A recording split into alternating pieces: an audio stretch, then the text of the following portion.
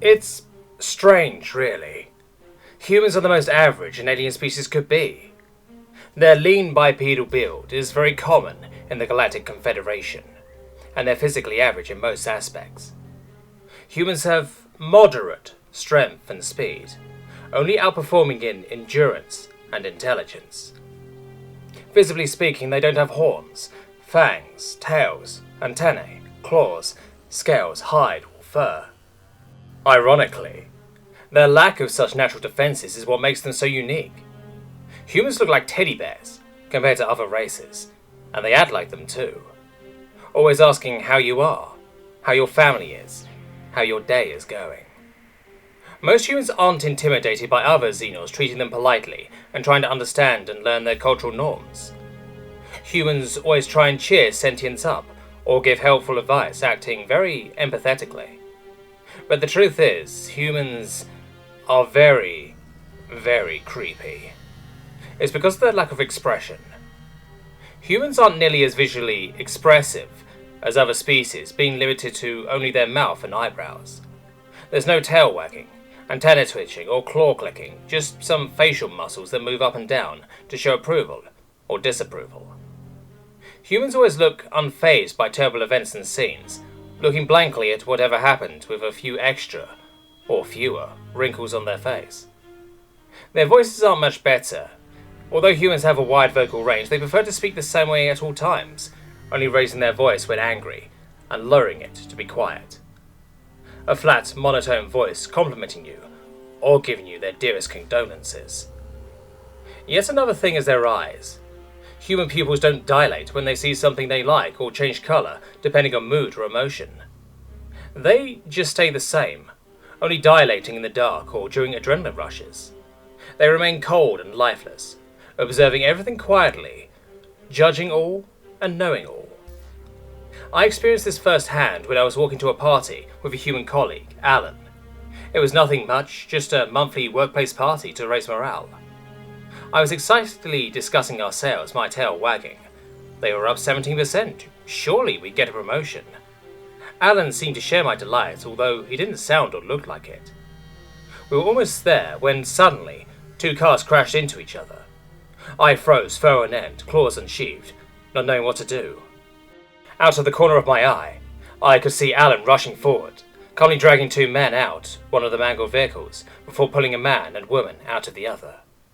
I finally snapped back to my senses, fumbling with my phone before I managed to call for medical services. By the time they arrived, it was too late. All 4 civilians involved in the accident had died, despite Alan's efforts to save them, and I was sobbing. I could feel Alan wrapping his arm around me, soothing me, telling me it was going to be all right. I looked up into his face, his weird, flat, snoutless face, and flinched. It was devoid of emotion. His eyebrows were slightly furrowed, but that was it. I cringed away from him, pushing him away, getting no reaction. "How are you so calm?" I choked out, and he tilted his head to one side. "What do you mean?" Alan said. I'm just as worried as you are," he said. Was he lying to make me feel better? "Here, take this." And a really pandemic rumbled, his voice heavy with sorrow. He wrapped a weighted blanket around the 2 of us, and a few moments later, a Nizoi police officer approached us, antennae vibrating.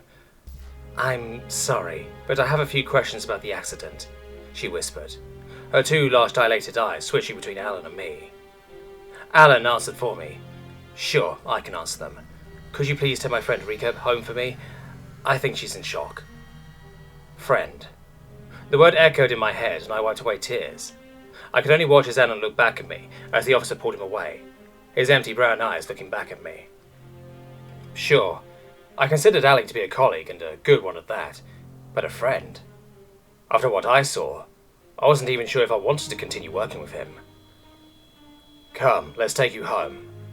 I turned to see another Nezoid officer, her antennae dripping with sympathy.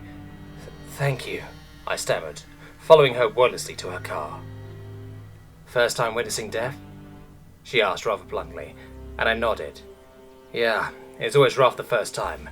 Your friend seemed alright though. Is he a soldier or doctor?" I smiled.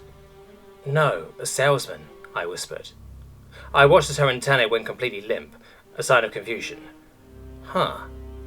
That's weird. Wait, is he a human? She asked. Yes, he is. I watched as her antennae took a neutral position.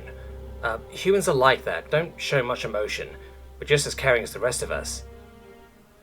By now she had reached my house, and I stammered words of thanks as I exited her car. No need, she replied. Just doing my duty. Have a good night. You too, I chirped as I entered my home. I collapsed in my bed, mentally exhausted. I had missed the party, but that was the last thing I was thinking about. I let my boss strip me of my work clothes and dress me in my pajamas. I hadn't done much research on humans, being told their culture was similar enough to ours, and working with Alan for a few months had proved that. But now I knew that I was going to have to learn more about these humans. A lot more.